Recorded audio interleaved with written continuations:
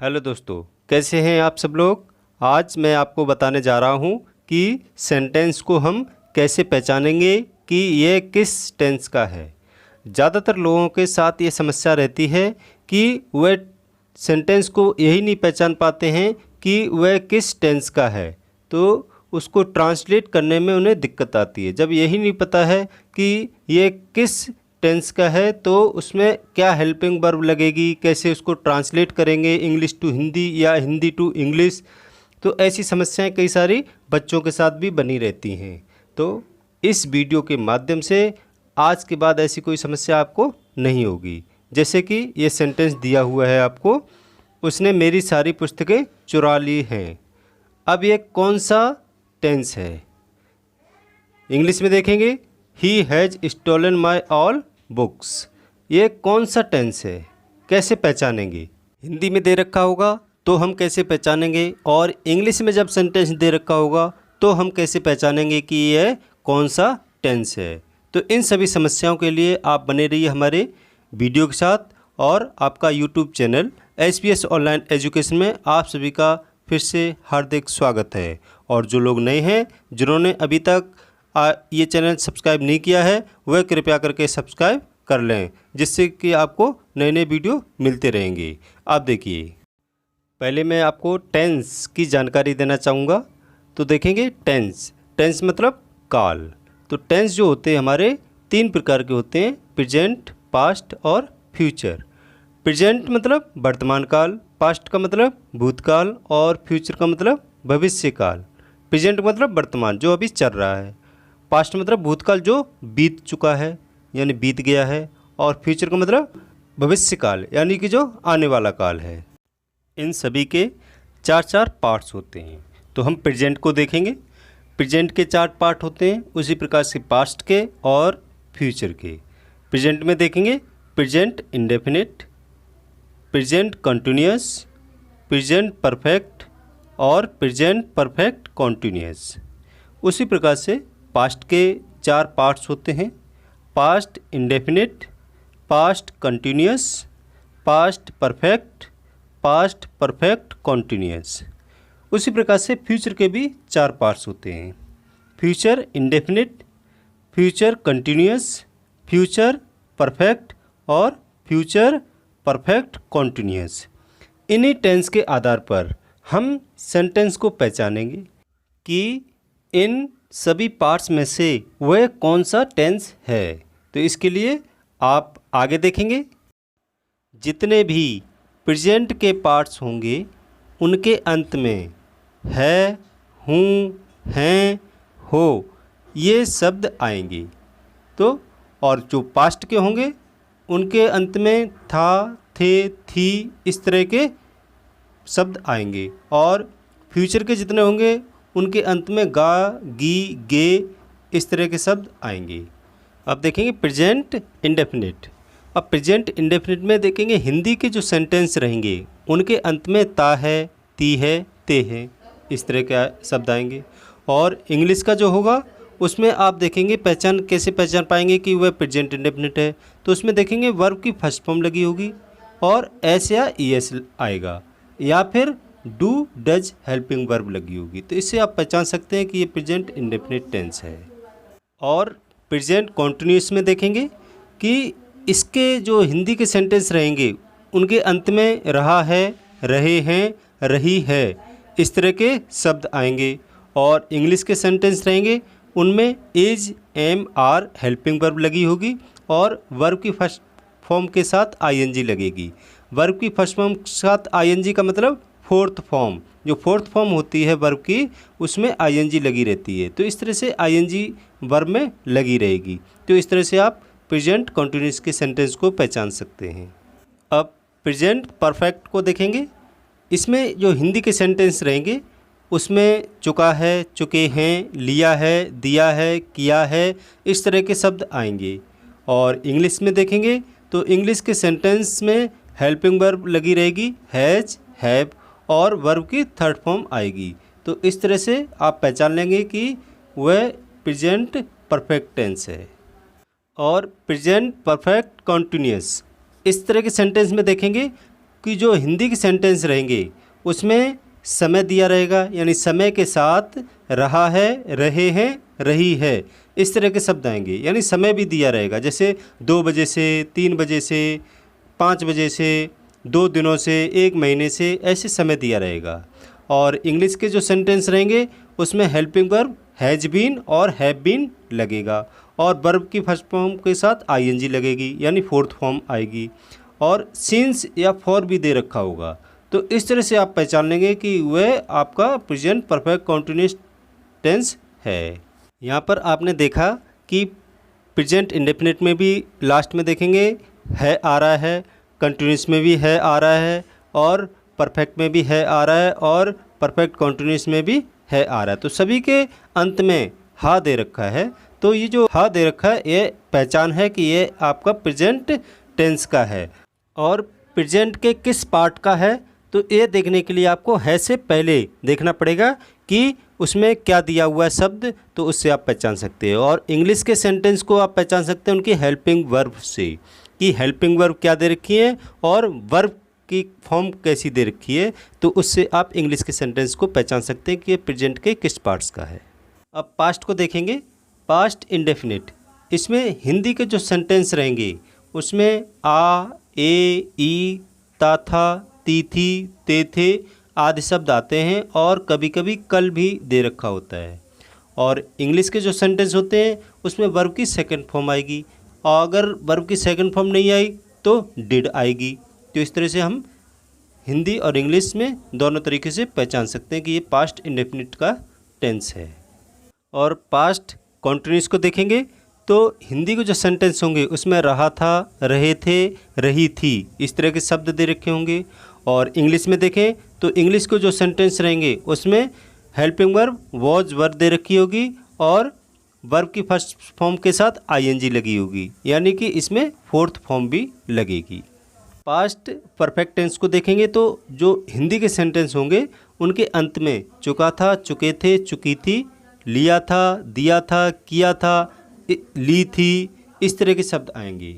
तो इस तरह से हम हिंदी के सेंटेंस पहचान सकते हैं। और इंग्लिश के सेंटेंस को पहचानने के लिए हम देखेंगे उसमें हेल्पिंग वर्ब हैड दे रखी होगी और वर्ब की थर्ड फॉर्म दे रखी होगी। अब देखेंगे पास्ट परफेक्ट कॉन्टिन्यूअस। इसमें देखेंगे जो हिंदी के सेंटेंस रहेंगे उसमें समय के साथ, यानी समय दे रखा होगा। मैंने बताया था 2 दिन, 5 महीने, 10 बजे, इस तरह का समय दे रखा होगा। और अंत में रहा था, रहे थे, रही थी, ये शब्द दे रखे होंगे। और इंग्लिश के सेंटेंस को देखेंगे तो उनमें हैड बीन दे रखा होगा, और वर्ब के फर्स्ट फॉर्म के साथ आईएनजी लगेगी, और सिंस और फोर भी दे रखा होगा, या सिंस दे रखा होगा या फोर दे रखा होगा। समय के बाद सिंस फोर का यूज करेंगे। तो इस तरह के सेंटेंस होंगे तो हम पहचान लेंगे कि ये पास्ट परफेक्ट कंटीन्यूअस है। तो आप देखेंगे ज़्यादातर पास्ट के जो टेंस होंगे उनके अंत में था दे रखा होगा। अब देखते हैं फ्यूचर। अब फ्यूचर में देखेंगे सभी के अंत में गा आएगा। तो फ्यूचर इंडेफिनिट को देखेंगे, हिंदी के जो सेंटेंस होंगे उनके अंत में गा, गे, गी आएगा, और जो इंग्लिश के सेंटेंस होंगे उनके अंत में विल या सेल आएगा, और वर्ब की फर्स्ट फॉर्म दे रखी होगी। तो ये फ्यूचर इंडेफिनिट टेंस हो जाएगा। उसी प्रकार से फ्यूचर कंटिन्यूअस टेंस देखेंगे, उसमें जो हिंदी के सेंटेंस रहेंगे उसमें रहा होगा, रहे होंगे, रही होगी, इस तरह के शब्द अंत में दे रखे होंगे। और इंग्लिश के सेंटेंस में देखेंगे तो विल बी, सेल बी आएगा, और वर्ब की फर्स्ट फॉर्म के साथ आईएनजी लगी होगी। तो इस तरह से हम फ्यूचर कंटिन्यूअस टेंस को पहचान सकते हैं। फ्यूचर परफेक्ट टेंस को देखेंगे तो हिंदी के सेंटेंस के अंत में चुका होगा, चुके होंगे, चुकी होगी, लिया होगा, दिया होगा, किया होगा आदि शब्द आएंगे। और इंग्लिश के सेंटेंस को देखेंगे तो उसमें हेल्पिंग वर्ब विल हैव और शैल हैव आएगी, और वर्ब की थर्ड फॉर्म लगेगी। अब देखेंगे फ्यूचर परफेक्ट कॉन्टिन्यूअस।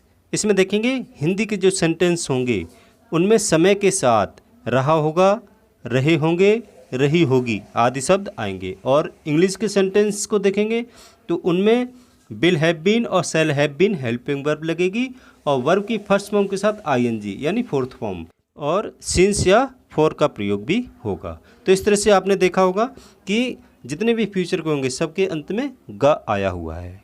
इस तरह से आप इस टेबल के माध्यम से टेंस को हिंदी और इंग्लिश दोनों में जब लिखा हो सेंटेंस कोई, तो उसको आप जैसे हिंदी में लिखा हो उसको भी आप पहचान सकते हैं, और इंग्लिश में लिखा हो सेंटेंस तो उसको भी आप पहचान सकते हैं कि ये किस टेंस का है। अब मैं आपको एक एक टेंस को लेके उसकी पहचान और उसके एग्जाम्पल सहित आपको समझाऊंगा। यहाँ पर हम देखेंगे प्रेजेंट इंडेफिनिट, पास्ट इंडेफिनिट और फ्यूचर इंडेफिनिट के सेंटेंस।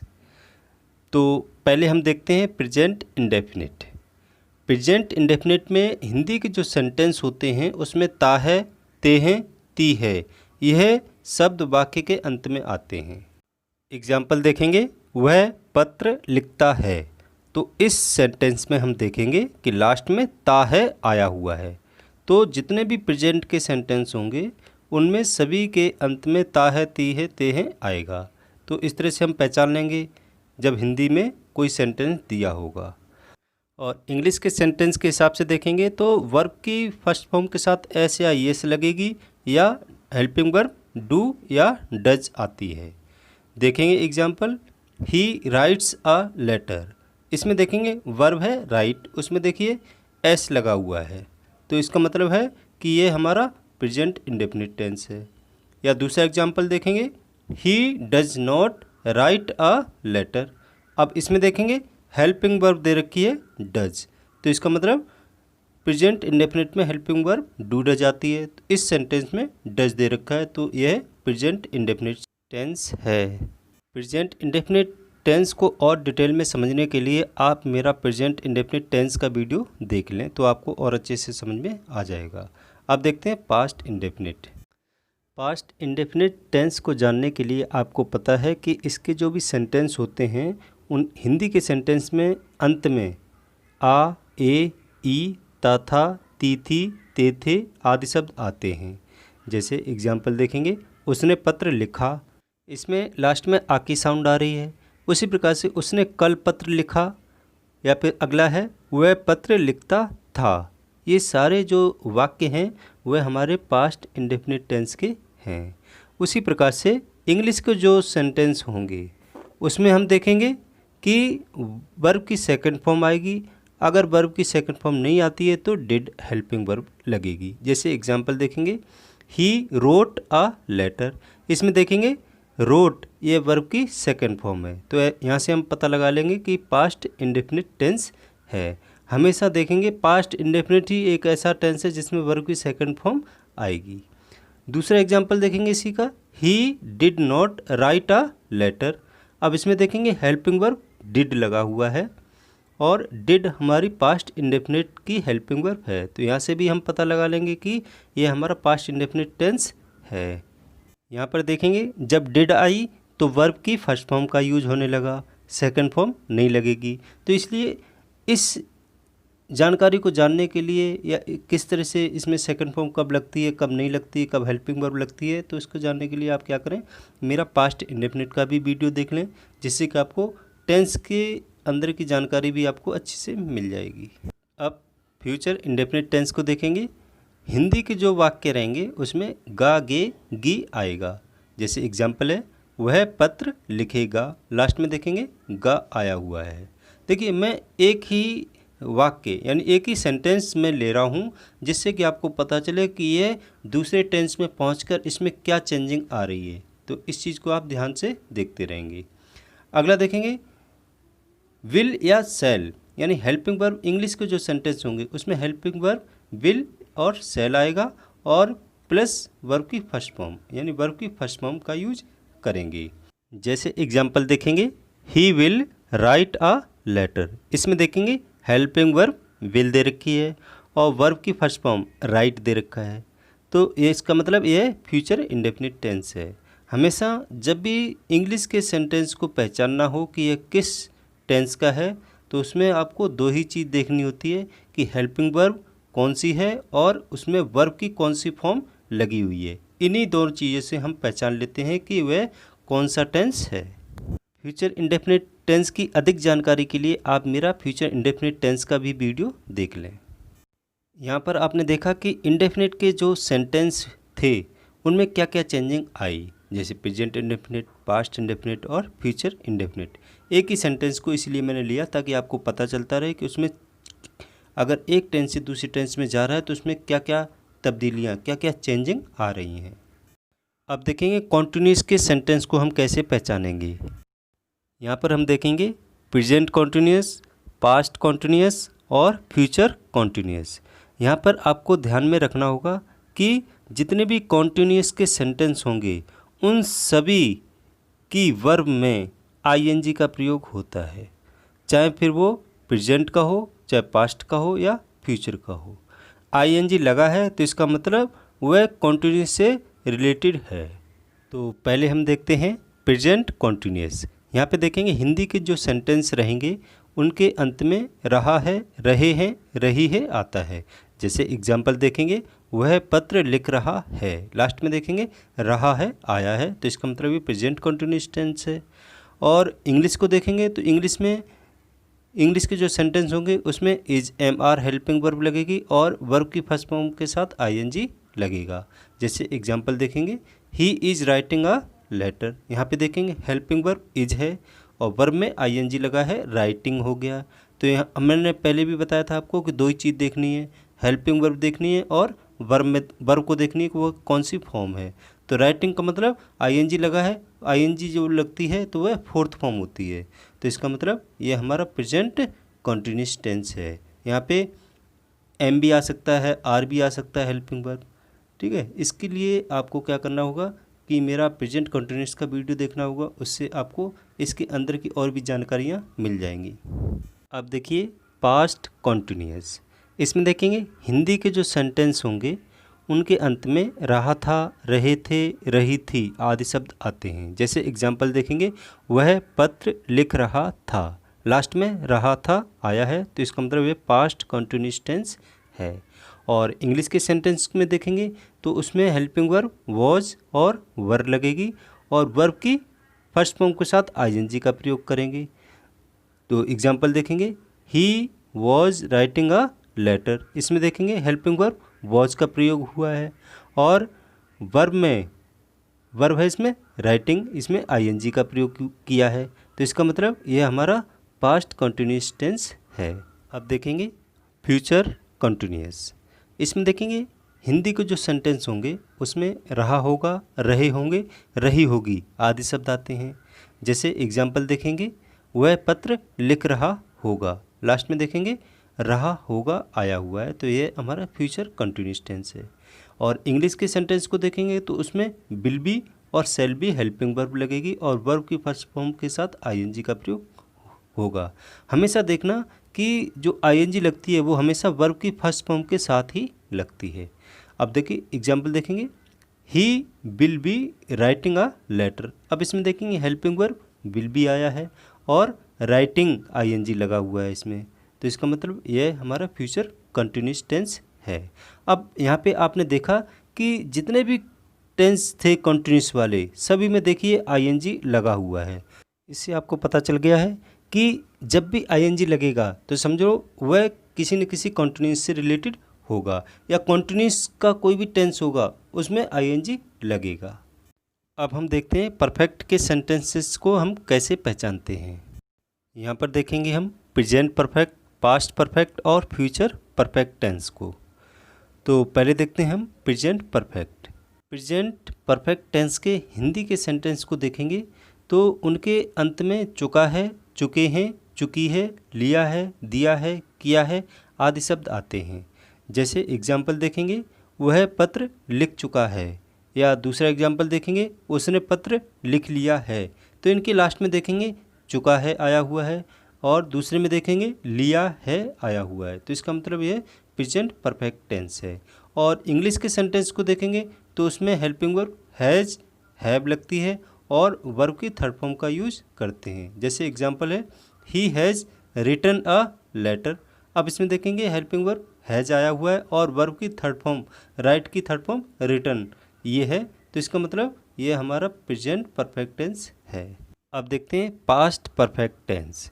पास्ट परफेक्ट टेंस के जो हिंदी के सेंटेंस होंगे उनके अंत में चुका था, चुके थे, चुकी थी, लिया था, किया था, दिया था आदि शब्द आते हैं। जैसे एग्जाम्पल देखेंगे वह पत्र लिख चुका था, लास्ट में देखेंगे चुका था आया हुआ है। या दूसरा एग्जाम्पल देखेंगे, उसने पत्र लिख लिया था, लास्ट में देखेंगे लिया था आया हुआ है। तो इसका मतलब यह हमारा पास्ट परफेक्ट टेंस है।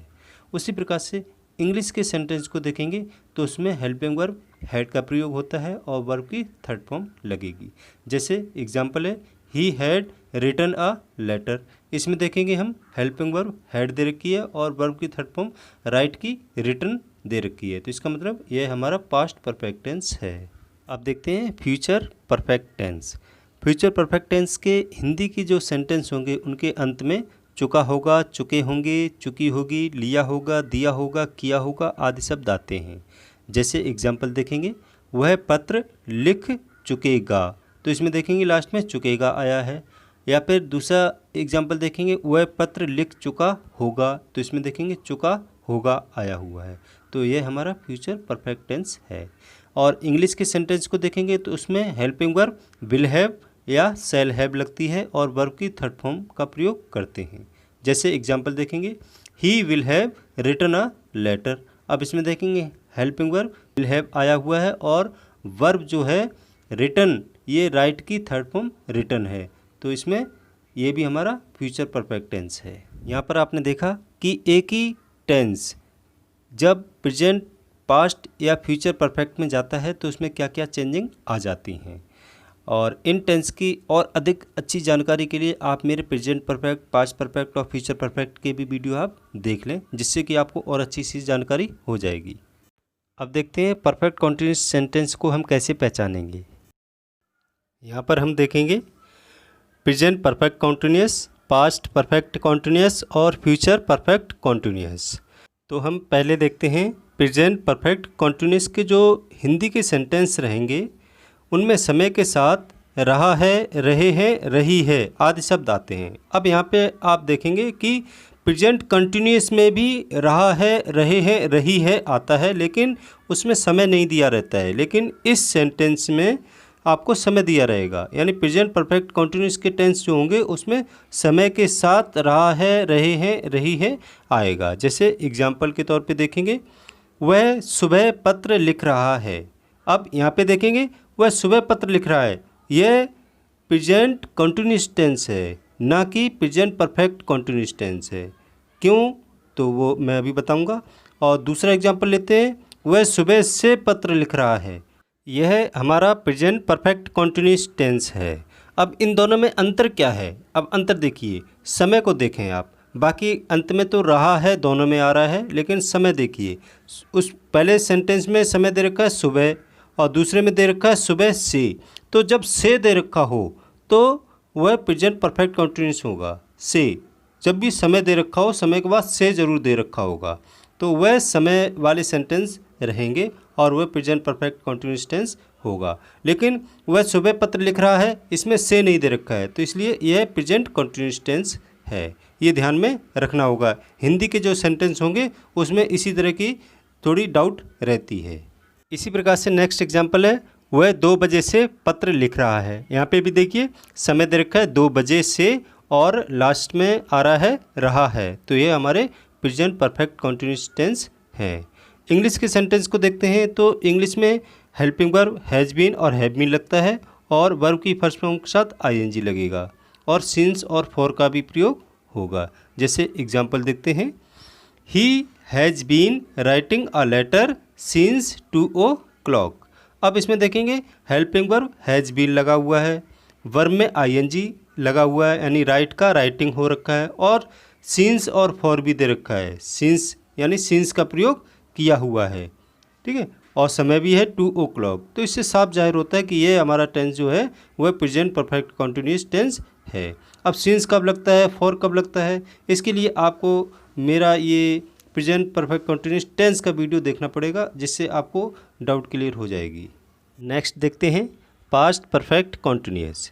इसमें देखेंगे इसमें भी समय के साथ रहा था, रहे थे, रही थी आदि शब्द आते हैं। उसी तरीके से जैसे कि हमारा पास्ट कंटिन्यूस में आता है रहा था, रहे थे, रही थी, उसी प्रकार से इसमें भी रहा था, रहे थे आते हैं, लेकिन इसमें समय दिया रहता है और मैंने अभी आपको बताया कि समय किस तरह से दिया रहता है।